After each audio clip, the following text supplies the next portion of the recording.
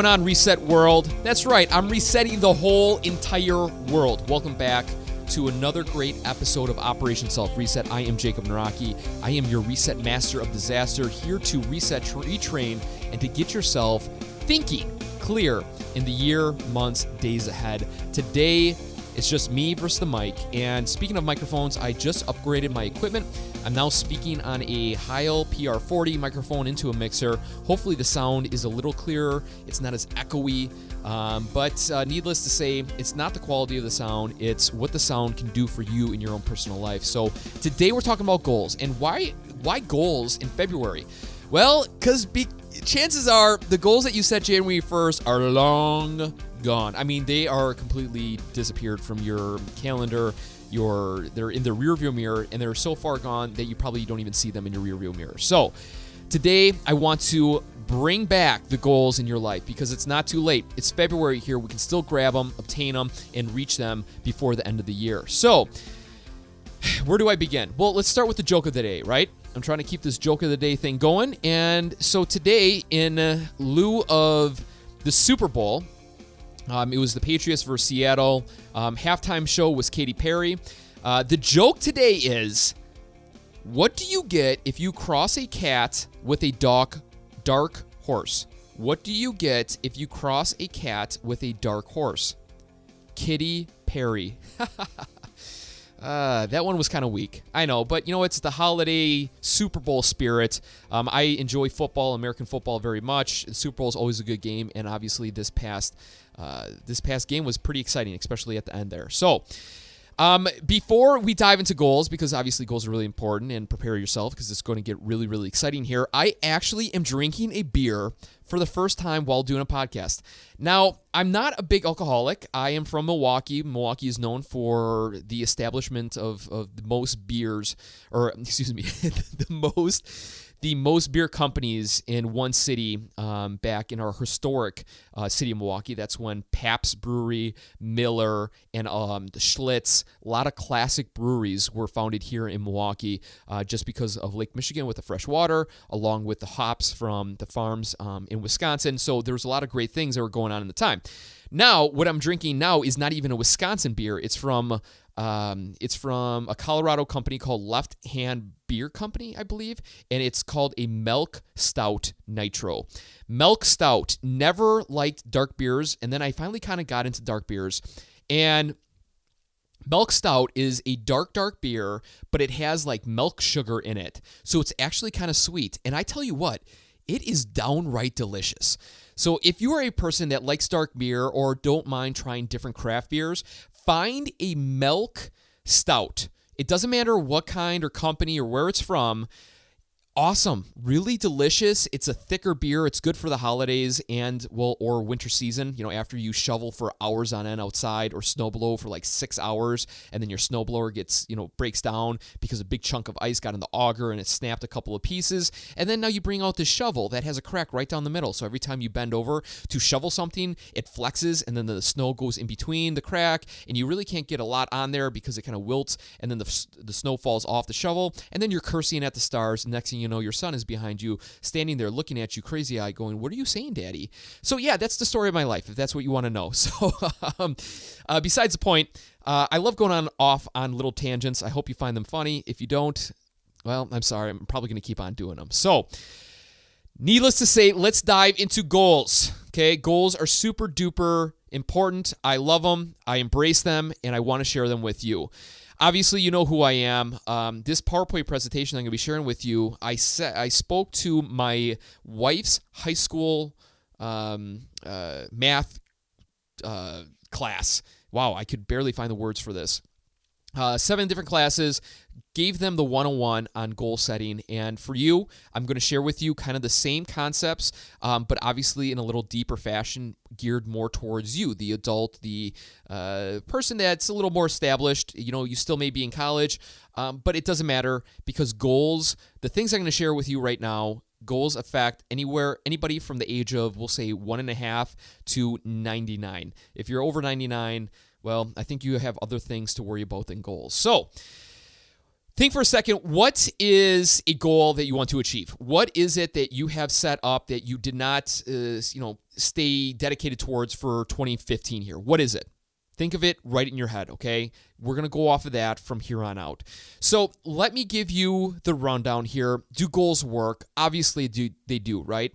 In my previous podcast with goals, I shared with you guys a study, but I love this study so much, I'm going to reinvigorate you with it because it gives you a little fuel for your own personal fire and to let you know and realize and identify that goals do work, okay? So number one, back in the 1980s, a teacher from Harvard asked his students, do you have set clear goals for your future and have made plans to accomplish them? He asked around 100 students. 84% of the students said, no, I have no goals at all. I'm just here for an education, and as soon as I leave college, I'm just going to get a traditional job and live a traditional life. Cool. No problem. Not a problem at all. 13% of the students said, I have goals, but they're not written down. So they're in my brain, but I have really nothing set in stone. Very good. That's impressive. 3% of the students said, I have goals, I have them written down, and I have a plan. So these are the hardcore, dedicated people that are ready to tackle goals and make them a part of your life and to achieve them. So the same teacher leaves, the students graduate, they live their life. In 10 years' time, the teacher gets out the old list of people who filled out this survey. He gets in contact with them via email, phone, numbers, and stuff like that. And this is the results. 84% of the students, the people who had no goals at all, were making traditional wages around $80,000. Okay, that's impressive. You can buy some nice things with $80,000. Good income, probably good job, good security. Cool. Good for you. Applause. 13%. These are the people that had goals, but they weren't written down. They were earning 2 times the income. Okay, $160,000. Now, $160,000 is a good amount of money. I work for the fire department. My wife's a school teacher. $160,000 for us would be a great step up from where we currently are. So that's awesome. I think that's pretty impressive, right? Now, this is where it gets kind of crazy. The 3% made 10 times as much as all the rest of the other 97%. So what does that mean in money-wise? The 3% made a total of $29 million. Okay, this is documented. This is a true case study from Harvard. This is not, Jake Naraki's, ask 100 people, do they set goals and make up numbers and all that stuff. This is true. If you don't believe me, you can go online and just do the Harvard Goal Study, I believe it's called. And there's multiple websites that will pop up and give you the breakdown of this study. So before we kind of dive into, negotiating through your goals and how to achieve them, what is a goal? It's basically a to-do list. It gets you from A to B. Sometimes that line is straight. Sometimes that line is crazy cursive, and it goes up and down and all over the place. Goals can be anything from finding your passion to create an invention, a business, a foundation, education goals, sports goals, relationships, giving back in your community, a personal goal, a health goal, and even an emotional goal can be something that you strive for, okay? So it doesn't have to be just financial or find a new job or anything like that. It can be from relationship to emotional to financial. So the question is, why don't we set goals? Well, we obviously know that we set them because we try in the beginning of every single year, but the question is, why don't we go full out for 365 days attempting this goal and being on a relentless pursuit of tackling them? Number one is fear. Fear are stories that we tell ourselves, right? Fear stands for false evidence appearing real. Fear will hold any of us back. And the second is we really don't know how. I mean, we know how to write it down. Then what? Do we work on it daily? But what if we don't have a plan? All that fun jazz. So that before we kind of get into the meat and potatoes, let's talk about fear, okay? Because fear is such a big one, and it will hold anybody back. Fear of failure, fear of judgment, and fear of success are the 3 types of fear that you and I deal with consistently. And yes, I even deal with them too. Number one, fear of failure. We all understand the concept, right? You don't want to fail. You don't want to lose out on that money. You don't want to look a fool. You don't want to be silly. So that's why we choose not to follow through on a goal, because we don't want to fail at it, right? A failure is not a loss. It is truly, truly a lesson. Every single time you fall on your face, it's an opportunity to learn from it. You don't do well in your current job, reflect back on the night before. What did you do the night before that made your day so not so productive? Relate back. And then you go, okay, well, I was drinking a milk stout because Jake told me to the night before work, and I woke up with a bad hangover that allowed me to be, late to work, and then I was a jerk to other coworkers, and I just laid under my cubicle all day and tried sipping water to rehydrate myself. So obviously don't blame me for your alcoholic issues. But anyway, second of all, judgment, fear of judgment, right? We're always afraid of, what if we do accomplish our goal? What if you do lose the 20 pounds? Are your friends going to still like you? Are you going to still be able to hang out with those individuals? There's a great little quote here. People who are truly happy are generally too busy enjoying their own lives to have time to pass judgment on how others live theirs. And it's very true. Sometimes the most exhilarating, happy, fulfilled people are the people that don't care about anybody else, are the people that are wearing goofy clothes, driving old beat up cars. They're not trying to impress anybody. They're just doing what they personally love. And that's awesome. But the fear of judgment really hits home to us. The third is fear of success. A lot of us we want success, but we don't want it. When we reach success, it's cumbersome. More money, more problems. That's what Puff Daddy says. Let's take, for example, the Snuggie. The Snuggie is probably the most ridiculous invention ever created, but somebody out there basically cut a blanket in the size of bathrobe and sold millions and millions and millions of this product, right? Let's say, for example, you decided to sell the Snuggie. Okay, at first you gave it away as an idea, you gave it as a gift, more and more people liked it, so on and so forth. Next thing you know, you're buying a million orders from China, having them shipped to the U.S., and you're spreading them around. Next thing you know, you're a multimillionaire. Soon you're on TV, you're on the internet, you're getting interviewed, you're on Operation Self Reset. People are just clapping at you randomly while you're walking the street. You're driving fancy cars, going on lavish vacations, all of that stuff. The fear of success sets in once you start to realize that the people that you used to hang out with, that you actually truly enjoy, the people that kind of got you to where you are, they start sliding behind the scenes a little bit. They start thinking that you're too full of yourself and all that stuff. And a lot of people don't like that. They don't like to separate themselves from other individuals. So instead of reaching their goals, something that they truly want, they would rather just stick with the group of friends that they have and keep on pushing through day by day. Fear of failure is not a problem for my man, Colonel Sanders. So here's a couple of case studies before we kind of dive deeper into this stuff. I love Colonel Sanders. I really do think this is the most underutilized piece of story history available to mankind. Colonel Sanders, as we all know, is the man behind KFC. KFC, a world-famous chicken recipe. A lot of people have eaten there. Maybe you have or have not. It doesn't matter. Regardless, his story of how he got started is unimaginable, okay? Colonel Sanders, he retired from his traditional manufacturing job. He had no education. He had no real skill. He had no business background. All he had was working for 30 years in a manufacturing job that, paid him decent. When he retired, he got his first check from the Social Security office. He ripped it open. The Social Security office sent him a check for like $1 or something. Now, even in the 50s, that was very minimal. So he decided to do something about it. He needed to create more revenue so he could live a comfortable lifestyle. He never wanted to become a huge icon or anything like that. He just wanted to personally make enough money so he could live at the current rate that he was living in. So he went out and decided, well, you know what? The only thing that I have is this delicious, world-famous chicken recipe that's been handed down, and I believe, Colonel Sanders is saying this, I believe it's the world's best chicken recipe ever been out there. Colonel Sanders jumps in his white Cadillac with his white suit and goes to his first diner in his local community. Walks on in, meets the owner. Sir, how are you today? I am Colonel Sanders, and I have the world's best chicken recipe. And this chicken recipe is going to be so good that your clientele from around the area is going to be flocking in day after day to enjoy this delicious recipe.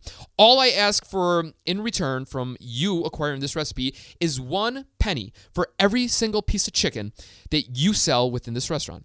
The owner of the restaurant looks at Colonel Sanders and goes, That's the most ridiculous thing I've ever heard of. I have a delicious chicken recipe that's already on the menu, and it's mine, and I don't need to give you one measly penny per piece of chicken. Get out of my diner and never come back again. Colonel Sanders, being the man he was, said, not a problem. He's going to go to the next diner. He starts knocking on doors, ringing doorbells, meeting people, meeting and greeting. Time after time after time, gets kicked out on his butt into the street. And next thing you know, it takes him a long, long time to acquire his first yes. Now, you may either you know about the story or you don't, but just think for a second and guess, how many times did it take him to get rejected before he got his first yes? Think for a second. Okay, was it 100? Was it 500? Well, it was on his 1,010th try he got his first yes. Let me repeat that. It took him 1,009 no's before he got his first yes. Now, if I was Colonel Sanders, or if I was doing this podcast and I got rejected 100 times, if I asked people to come on this podcast, hey, it's a free podcast, it'd be great if I could interview you, talk about your story, blah, blah, blah, and people kept on saying no, no, no 100 times, I'd probably be thinking to myself, well, obviously this podcast is a silly idea. But to Colonel Sanders, he was in a relentless pursuit of making sure his goals and dreams and aspirations were going to get fulfilled by acquiring and producing great income off of his world-famous chicken recipe. So, since that 1,009th no, he got his first yes on the 1,010th time.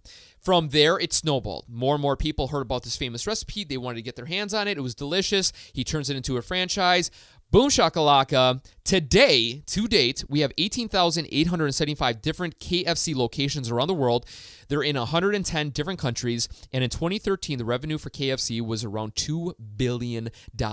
All because this man was on a relentless pursuit of making sure that he would have decent income coming in so he could live a traditional lifestyle after retirement.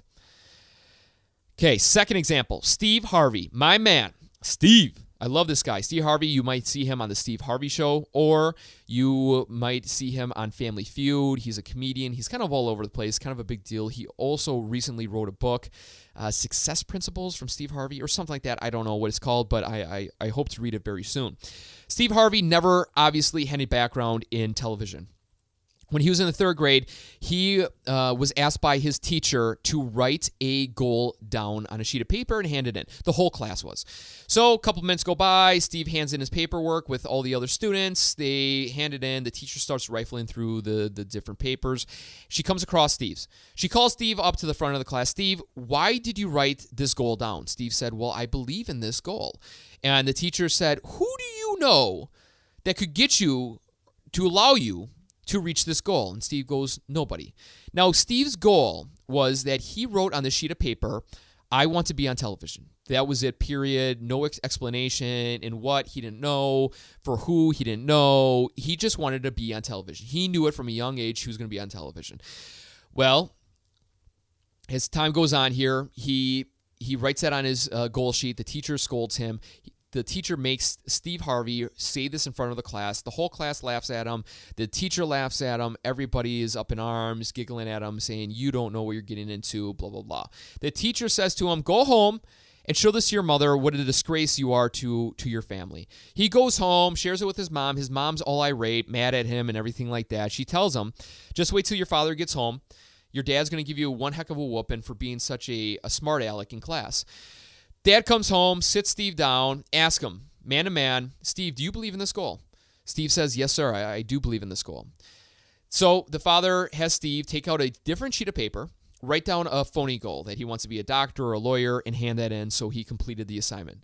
Steve's father said this, Steve, I want you to take this goal sheet, and I want you to fold it up and tuck it underneath your pillow. Every time before you go to bed, I want you to pull it out, read it, look at it, and place it underneath your pillow. When you wake up, read it, look at it, and place it underneath your pillow. It took Steve 26 years before he got his first airing of any type of movement of him on television. 26 years of relentless looking at that goal time and time again of wanting that thing to acquire in his life. Did it take time? Yes. Are these goals going to take some time for you? Of course they are. Steve Harvey is now a very successful man because he was in the relentless pursuit of reading his goal and making sure it was in front of him. The last guy that I love to talk about, Elon Musk. Okay, he's the guy behind SpaceX and Tesla. Tesla is a battery-operated vehicle, no transmission, no brakes, no a tailpipe, 100% gas, or 100% battery. Very impressive man. The way he acquired his money, well, his background real quick. He grew up in South America. He came over here with his brother, started working on a couple of tech firms. He actually wrote the coding for the first GPS, turn-by-turn navigation. From there, he hooked up with some gentleman that made PayPal. He got a huge payday, around $105 million for his cut for being a member of PayPal. He took all that money and he rolled it into Tesla and SpaceX. Now, every person that he knew thought he was crazy. A lot of people thought, Steve or Elon, you have it made. You made $100 million. You can lay back and relax and let the world pass you by. No need to work for another day in your life. You're living the high life. But Steve, I don't know why I keep saying Steve. Sorry, I think I'm still hooked on Steve Harvey. Elon decided that, you know what? Life is too short. I want to reach something absolutely huge. He wanted to change the automobile industry forever, and he wanted to privatize space exploration. So he put all of his money into SpaceX and all of his money into Tesla. And needless to say, long story short, he went through ups and downs with his businesses. But one thing that he says time and time again is that when he knew he was starting SpaceX, he knew it was going to become a failure. He just knew it. And so he was asked, well, if you knew it was going to be a failure, why the heck did you invest all that money in the first place? And he said, because when you believe in something so bad, and even though it's going to fail, you at least have to try it and give it a shot. And so that when I heard that, I was like, darn right. Like, truly, that is the definition of setting a personal goal. And no matter what, even when you know it's going to fail, do it. Now, that's a lot. That's some mental training right there. I mean, a lot of us that are listening to this podcast, there's probably no way that we would do that. Spend $100 million into something that we thought would fail. I mean, you knew it was going to fail, and yet you decided to go through with it. It's like saying, get $1,000, because I think $1,000 to a lot of people, that's still a good chunk of money, and invest it in the stock market on a company that is bankrupt right now. And you're thinking to yourself, well, that is the stupidest bet ever. Well, obviously for Elon, it worked out. And for you investing that money on a bankrupt company, it possibly could work out. And so you have to really believe within your gut, truly, what is important to you. And I guess thinking now that $1,000 on a bankrupt stock company, I don't know if that really made sense, but I think you get my drift. So when you feel fear is in your face, the only way to deter fear is to ask fear a couple of questions.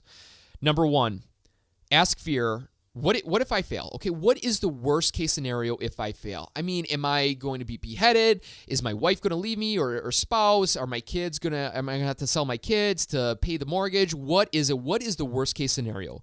Number two, how will I recover? Okay, you do lose all your money. Where do you begin again? How do you recover? Where do you start again? The third, what if I do nothing? You choose not to start this goal. You choose not to lose that weight. You're just going to be the same, right? You're going to be in the same miserable place, depressed, sad, lonely, all that stuff. So write that stuff down. And then the fourth question you should ask yourself, what if I succeed? What happens if I succeed? Like, what is the glorious outcome if the goal does come true? And it's a nice way of deterring the questions and the what ifs that kind of circle and scramble through our brain to get focus on the goal and to tackle it. You right now know your goal.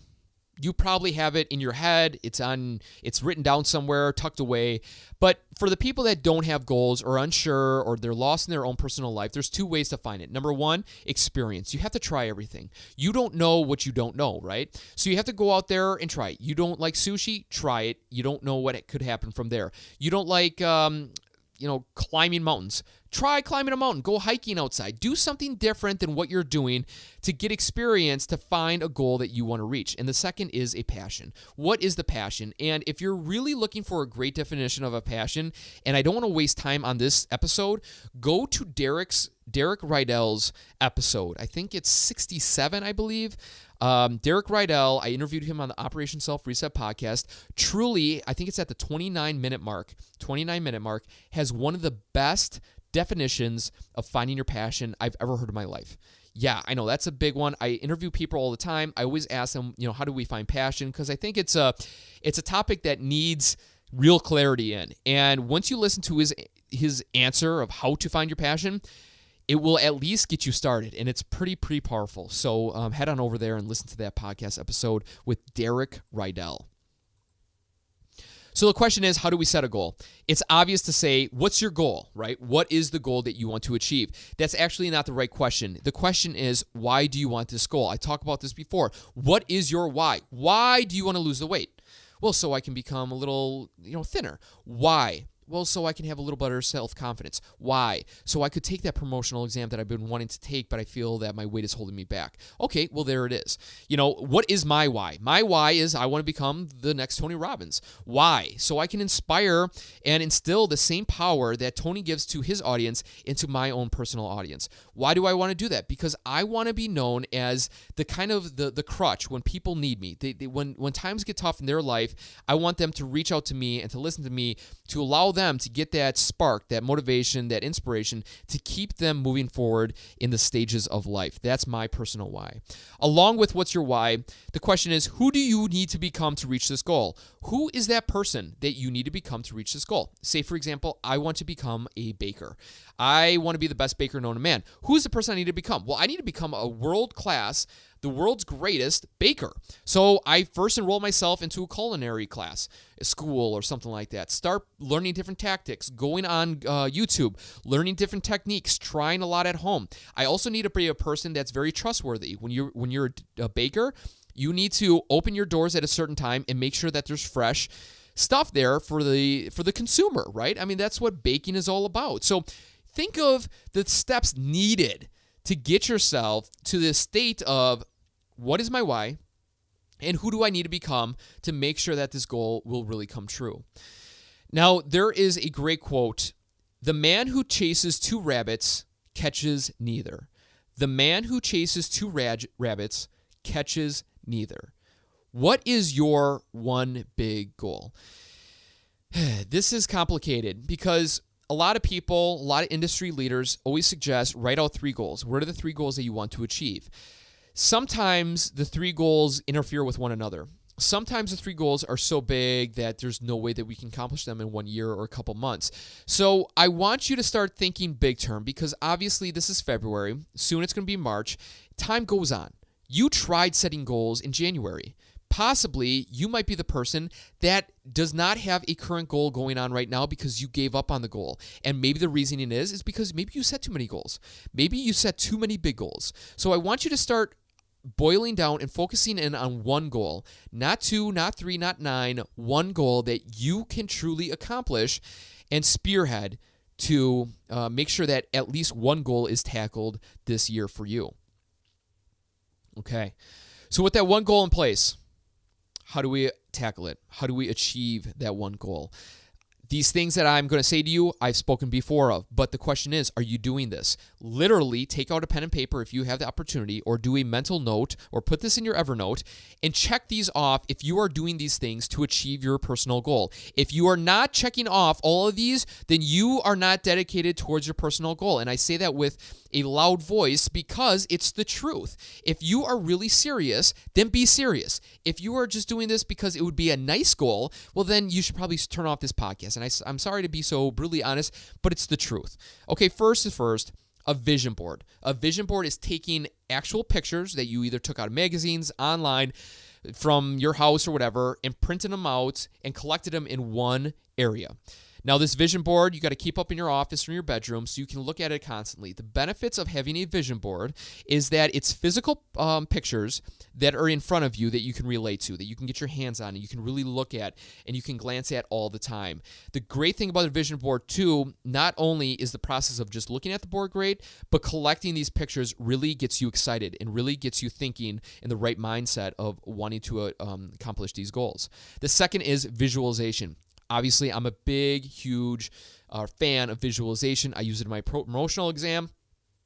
I also use it in my personal life for goals that I have, outcomes that I want to see in my life. The best example I can give you, Michael Jordan, one of the best NBA players of all time. Michael Jordan is very good. He was not only good because he practiced all the time, but because he visualized his shot on a relentless, daily, minute-by-minute basis.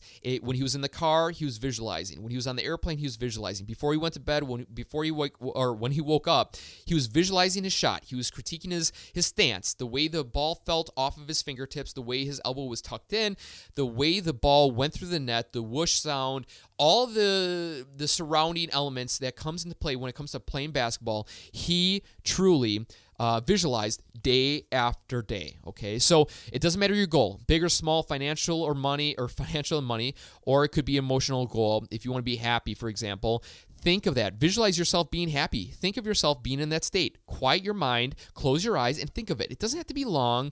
You don't have to meditate or anything like that. It's just really being connected with that experience. I've said this, the third one, before. I can, I will, I am. The best example I have is if you want to become a doctor, okay? You first say, I can't become a doctor. I can do that. The second is, well, you start taking the classes. You start realizing that you're going to be passing the class soon. So you start thinking to yourself, soon I will become a doctor. I will become a doctor. The last thing is, I am a doctor. You graduate. Now you truly are a doctor. So why is it that we waste our time on the I can and the I will when we could focus all of our energy on the I am? So instead of thinking I can do something, think to yourself, I am capable of completing this goal. I am a person not to eat snacks past 8 p.m. I am the type of person that reads a chapter every single day, regardless, no matter what. The fourth, leave goal reminders around your house, around your car, around your office, whatever. They could be subtle, they could be in code, whatever it is. Your mind is like a magnet. What your mind thinks about, your mind will gravitate towards. It's like if you wanted a new white car, you're going to be thinking about that white car that you want. Next thing you know, on the road, there's going to be hundreds of white cars all around you. So literally, your mind will attract what you think about and see all the time. Leave goal reminders to keep your mind in that state of completing that goal. Success, the fifth here.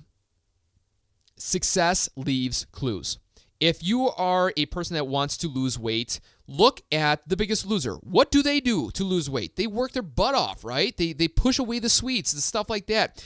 Be a criminal of great ideas. Steal amazing ideas. If you want to be Steve Harvey and you want to be a comedian, figure out what the heck did Steve Harvey do? How did he become a person on TV? Read his books, watch his videos, read articles about him, understand what he did to get from point A to point B, and copy it. Steal those ideas because obviously they worked and they will work for you too. Next, find a mentor.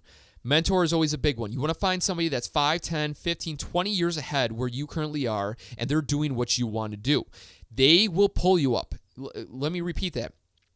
They are going to pull you up. They're not going to push you because pushing requires a lot more effort than pulling on their end. And they would rather pull somebody than push them, okay? So to find these mentors, you have to go out there and ask everybody. It doesn't matter where you start. You can start on social media, start within your own organization or group, but you need to find somebody to help you along this ropes because this life that you want for your personal goal is going to be challenging. And finding a mentor doesn't necessarily mean somebody that you have to find on Facebook. It could be somebody that you hire as a personal coach or something like that to get yourself in gear.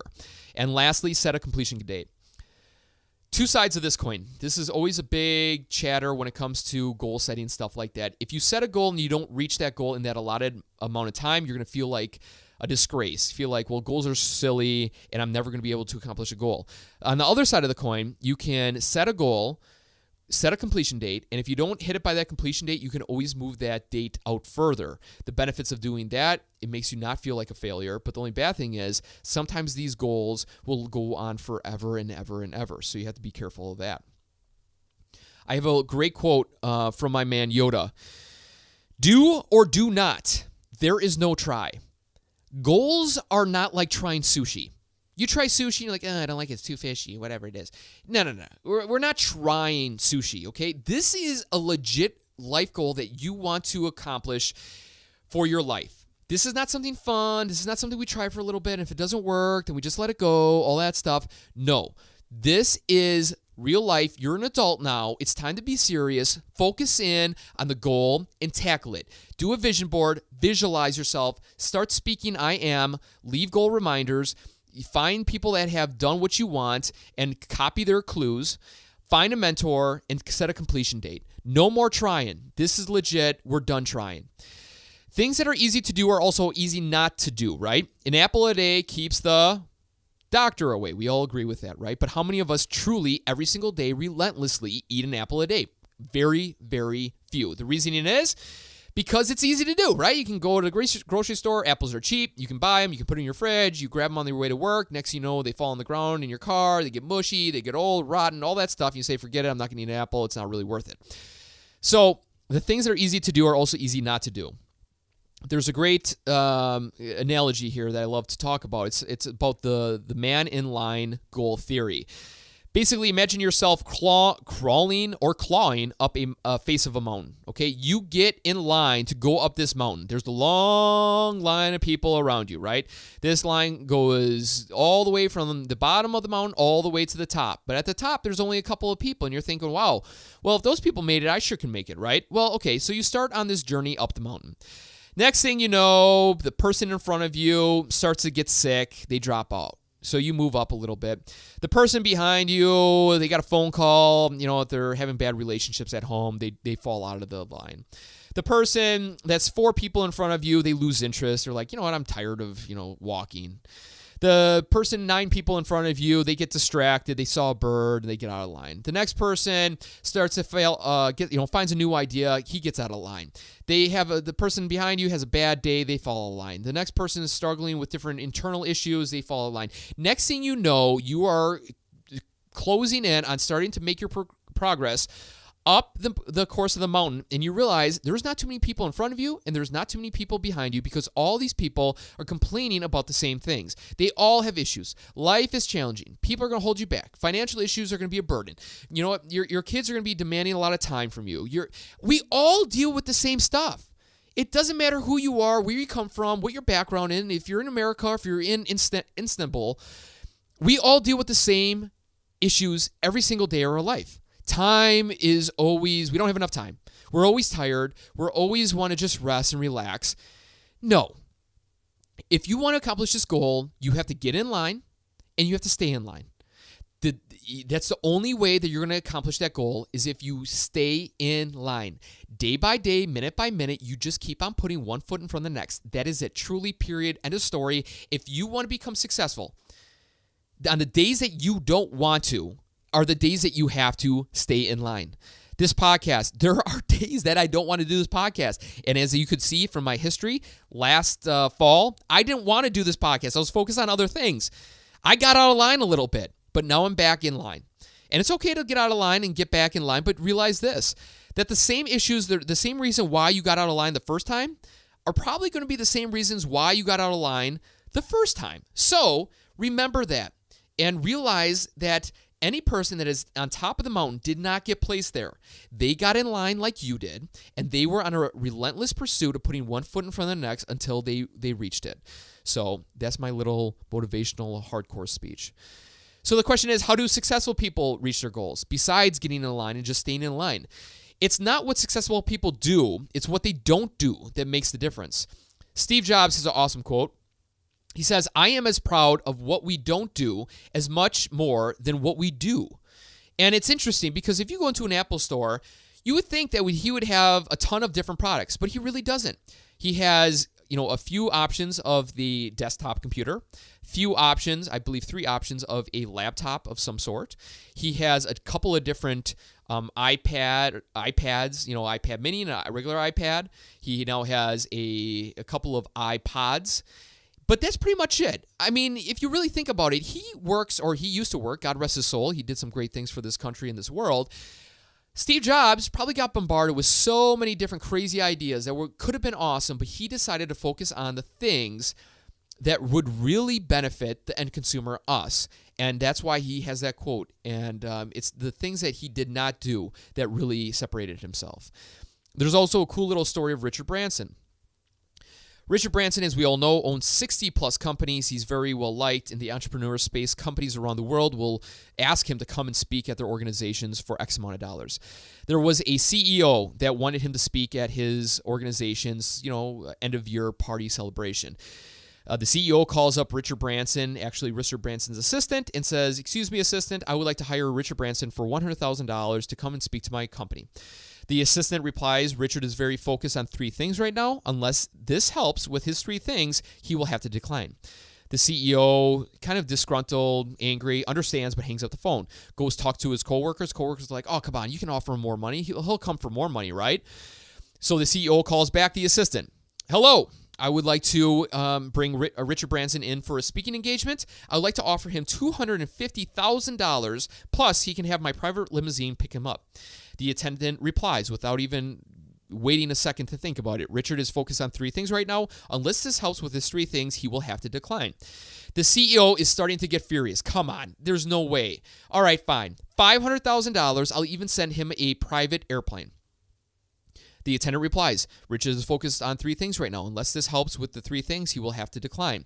The CEO hangs up the phone, runs back to his coworkers. They are all crazy and like, "No, you know what? Now it's almost like a game. They have to get him here." So the CEO calls back Richard Branson's assistant and says, "Okay, you know what? I understand $500,000 is probably not that big of a game changer, but we would like to have Richard Branson come and speak to our company for $1 million. But not only that, I will send him my private plane to come and pick him up wherever he is in the world. And as soon as the wheels hit the ground of the airfield here in the location of the business, I will guarantee that he will be back on the airplane within 1 hour. I will have transportation taken care of. I'll have food taken care of. Everything. All he has to do is come here and speak for around a half an hour, and as soon as he's done, he can jump back in the limousine, go back in the airplane, and fly out of here. From the time that the wheels touch on the airplane and the time the wheels leave the tarmac will be exactly 1 hour, and we will pay him $1 million. Richard Branson's assistant says, "Richard is focused on 3 things right now. Unless it helps with his 3 things, he will have to decline." CEO slams the phone and walks away. Now, talk about one heck of a story. Now, that story is not verbatim, but that is a very true story from my man Darren Hardy from Success Magazine. And it really hits home the concept of it's not what successful people do, it's what they don't do that makes the difference. We all get distracted. There's a lot of things pulling us in different ways. But until you are truly, truly dedicated towards your one thing, your one idea, one goal, that's the only way to achieve it. So in closing here, success is not owned, it's rented, and the rent is due every single day. No matter if you do reach that goal of losing weight, gaining $10,000 extra per month, building a bridge between your wife and yourself or spouse and having better relationships, realize that it's not owned. You can't hold on to that forever. Building that bridge with your spouse is not going to last forever. You just can't set it and forget it. It's not a rotisserie roaster. You have to try at it consistently on a daily basis. My theory is I try to win the day, be 1-0 when my head hits the pillow. The reasoning is for that, I try to read 1 chapter, read 1 article, do 1 podcast, write for 20 minutes on my book, whatever it is, to get myself towards my end goal. As we know, our days are chaotic, crazy, insane. They pull us in different directions. The one thing you can do is control what happens in that day, though. And so if you can go to bed knowing that you did one thing to work towards that goal, you won the day. And lastly, never, never give up on yourself, because truly you are all you have. At the end of the day, if your family leaves, your friends leaves, you are it. So it's time to get focused, it's time to be real, and it's time to stop thinking and trying about these goals and to tackle them as they are. All right, there's a lot of different distractions that happen within us, and it's about time that we kind of get past that and move on towards our own personal glory. So, goal setting 101. Yes, is it basic? Sure is. But that's the meat and potatoes of the goal setting process. Visualize, vision board, get a mentor, find and copy success clues, and just go out there and do it. Remember, stand in line, get in line, do not leave the line no matter what, and you will truly become successful. I apologize if I was rambling. I think I hit home a lot of great points that I wanted to hit. And salute to you and your family and the goals that you want as I drink my milk stout here in glory, knowing that I instilled great information into yourself. And if you don't believe in this stuff, that's totally fine. If you think it's a bunch of hokey pokey, that's totally fine.